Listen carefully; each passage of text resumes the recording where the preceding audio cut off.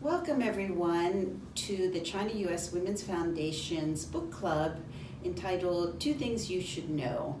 Today we're fortunate to have with us Dr. Rachel Yager, president and founder of the Fortune Times Group. And today we're going to talk about Crazy Rich Asians. Rachel is a native of Singapore and has some interesting insights, and she's going to share two things she thinks that everyone should know about Crazy Rich Asians. Hi, Dr. Yager. Yes. Thanks for joining us. Yes, thank you for this opportunity to talk about such interesting topics. Yeah. Yes, it really is the hit of the season, and I think everyone is wanting to know a little bit more about the background of people in Singapore and about the country itself. So tell us two things we may not know. First of all, I thought that the film is an interesting film. It's funny. So if you've not seen it, please make sure that you go and watch it. I imagine that it has been quite an emotional film for a lot of Chinese immigrants, because to see on big screens the splendor and the opulent environment, and I think it makes a lot of Asians feel very proud about their own heritage. So first thing, I thought that the film did not really show much is about the Singapore history and Singapore culture, and there's such a interesting fusion of culture of Chinese, Malay, Indians, and I'm very proud of about growing up, being able to be growing up in this type of environment, learning so much from so many things about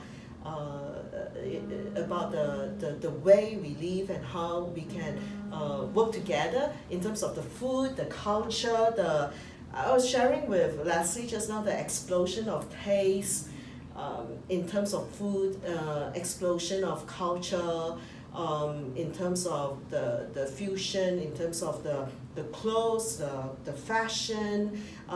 Definitely, I think that it's not really being portrayed much in the film. Yeah. So yes, I was interested to hear that it really is an example of different cultures coming together for the betterment of everyone involved.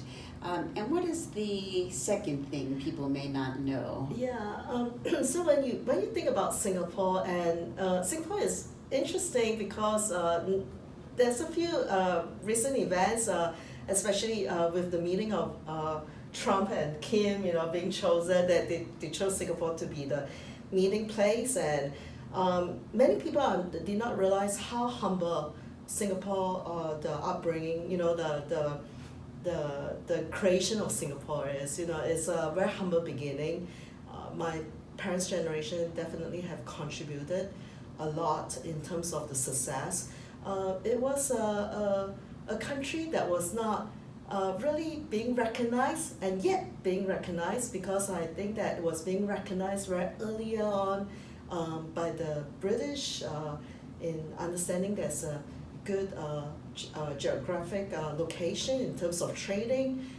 So Stanford Raffles is the one who know that this is a place that is interesting for trading and all sorts of activities. And early on in the history, that coined Singapore being a very important location to doing all these commerce activities. But later on, when we were forming the country, nobody really wants Singapore. Singapore is like not destined to be great because it's such a small piece of land. But lo and behold, it exploded into this big success. It speaks to a lot about what Singaporeans are, and I think the film did not show that. But yet, the film is not about crazy rich Singaporean, it's crazy rich Asian. So I mean, I can understand that, but I just want to say that did not show. And I think that piece of heritage, the fusion of culture, the colorful nature about Singapore is not really shown in that film. All right, that's what I want to say. Yeah. Thank you, Dr. Yager. Very interesting. Those are definitely two things I did not know. Okay. Stay tuned for more episodes of our book club, and we'll share different insights about different books that showcase China, U.S.